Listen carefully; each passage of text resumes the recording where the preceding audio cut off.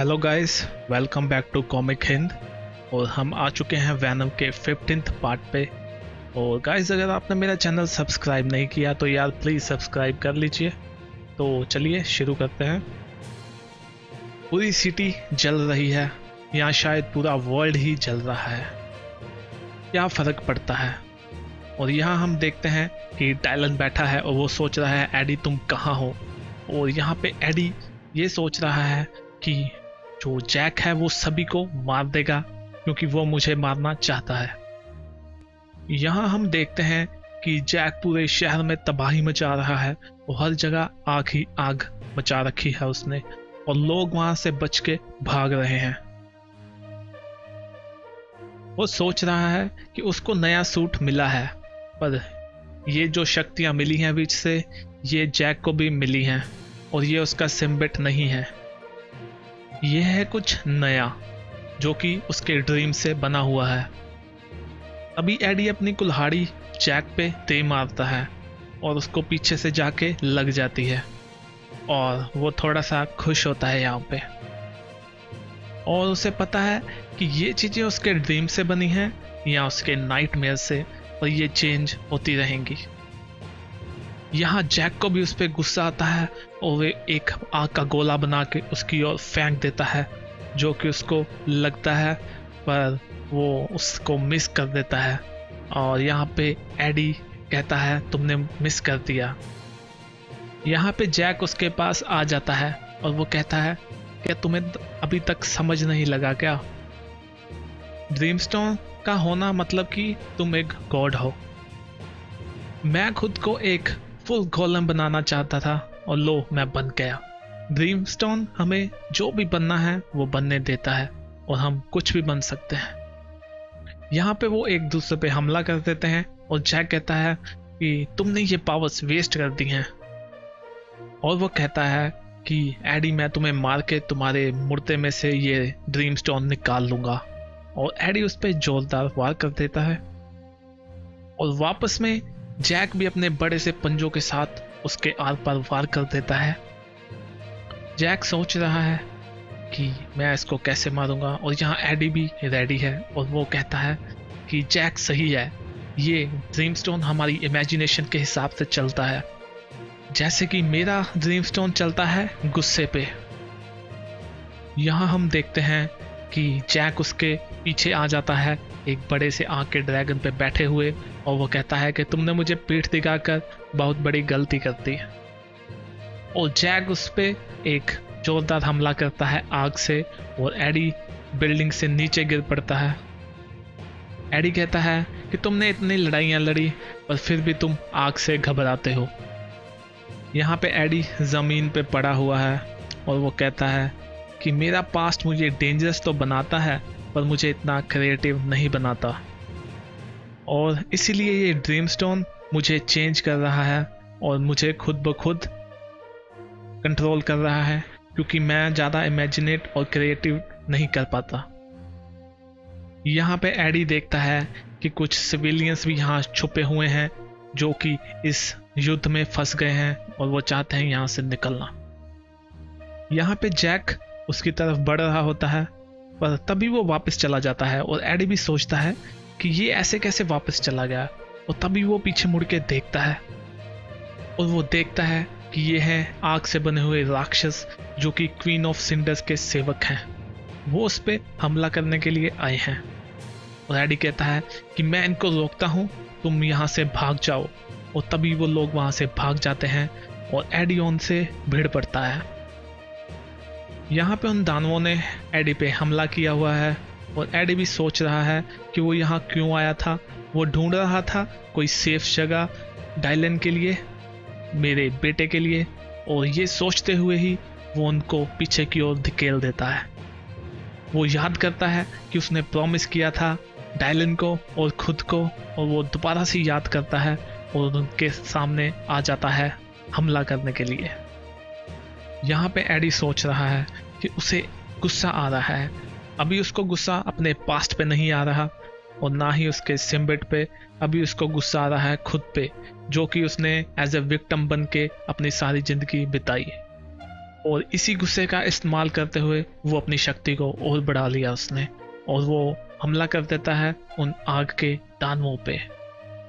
और उसको पता लग जाता है कि उसके पंजे इन आग के दानवों को चूर चूर कर देंगे, और वो दानव भी वहां से भागना शुरू कर देते हैं। और एडी उन दानवों को बीच में से चीर देता है और वो कहता है कि ये मुझे अच्छा लगा। और वो सोचता है कि वो जैक को ऐसे नहीं हरा सकता, क्योंकि ये उसकी गेम है, ये उसका दिमाग खराब हो चुका है, और वो एक ही चीज़ चाहता है कि वो जितनी तबाही हो सके मचाए, क्योंकि उसे पता है कि जब इनोसेंट पीपल मरेंगे तो उसे ये अच्छा नहीं लगेगा और वो ये नहीं होने देगा, क्योंकि यही है जो उसको वीक बनाता है। और यही चीज़ है जो मुझे खुद पे गुस्सा दिलाती है, और जैक पे भी, और उन सब पे। वो कहता है कि मैं चाहता हूँ कि मैं इसकी हड्डियाँ तोड़ दूँ, पर मैं अभी ये नहीं कर सकता, क्योंकि अगर इसने ऐसे ही चलता रहा तो ये पूरे इनोसेंट लोगों को जला के राख कर देगा और बहुत सारी लाइफ का लॉस होगा। और उसे पता चल चुका है कि उसका गुस्सा ये नहीं जीत सकता, क्योंकि वो जो ओल्ड विच थी वो उसको एज ए वेपन यूज करना चाहती थी, और ये ड्रीमस्टोन भी उसको वैसा ही बना रहा है। इसलिए इस पे उसको खुद ही कंट्रोल करना पड़ेगा।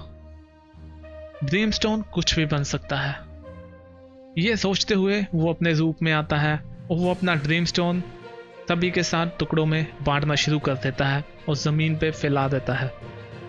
और यहाँ हम देखते हैं कि ड्रीमस्टोन से बाकी के जो लोग हैं, सिविलियंस हैं, वो भी एडी की तरह एक एस्कार्डियन वॉरियर बनना शुरू हो जाते हैं। वो थोड़ा सा घबराए हुए हैं, पर वो आसपास देखते हैं तो उनकी पूरी एक टीम तैयार हो जाती है। और एड भी यहाँ कहता है कि उसे नहीं पता कि ये सिम्बट है या ये विच है या क्या है, बट हम हैं वेनम। वो सोच रहा है कि ना तो जैक और ना ही उस विच ने ये सोचा होगा कि मैं ऐसे करूँगा। और यहाँ हम देखते हैं कि उसकी जो टीम है वो पूरे आग वाले राक्षसों से लड़ रही है यहाँ पे। और वो कहता है कि ये सिविलियंस को सेफली बाहर पहुंचाने के लिए काफ़ी होंगे, ये उनको टाइम दे देंगे। यहाँ पे एडी सोच रहा है कि ना ही वो और ना ही जैक ये किसी एस्कार्डियन मैजिक के लिए बने हैं, ये हमारी सोच से भी परे है, ये हमारे ड्रीम का एक स्टफ है। और वो कहता है कि वो एक ही एस्कार्डियन को जानता है, और वो है थॉर, जिसका उसने रेफरेंस दिया है। वो अपनी कुल्हाड़ी को ऊपर की ओर उठाता है जैसे कि थॉर उठाता है और एक थंडर जनरेट करता है।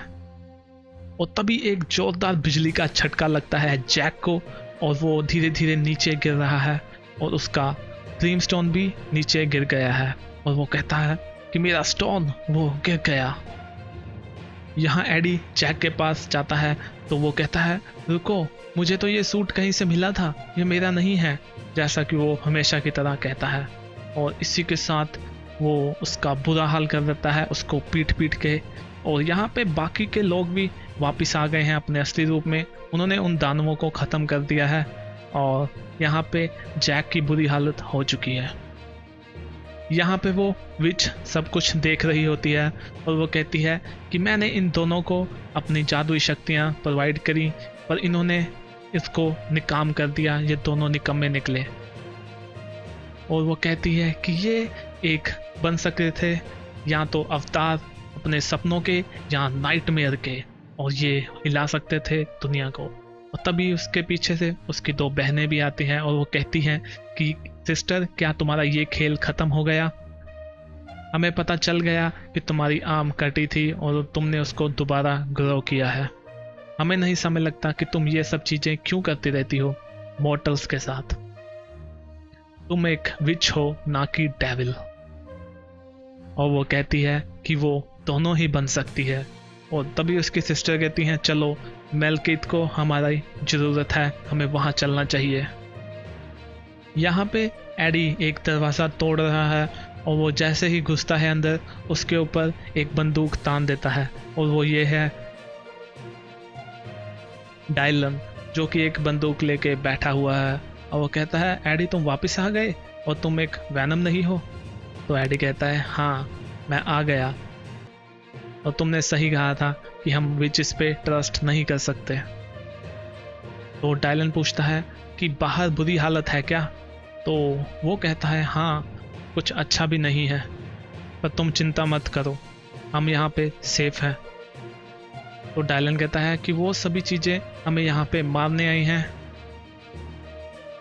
तो वो कहता है कि वो ऐसा ट्राई भी नहीं कर सकती। तो तभी वो पूछता है कि वैनम का क्या हुआ? तो एडी कहता है वैनम चला गया, मुझे लगता है कि वो हमेशा के लिए चला गया और मुझे जो भी उसका याद था वो एक ड्रीम की तरह अभी जा रहा है और यहाँ पे वो उठा रहा है ड्रीम स्टोन।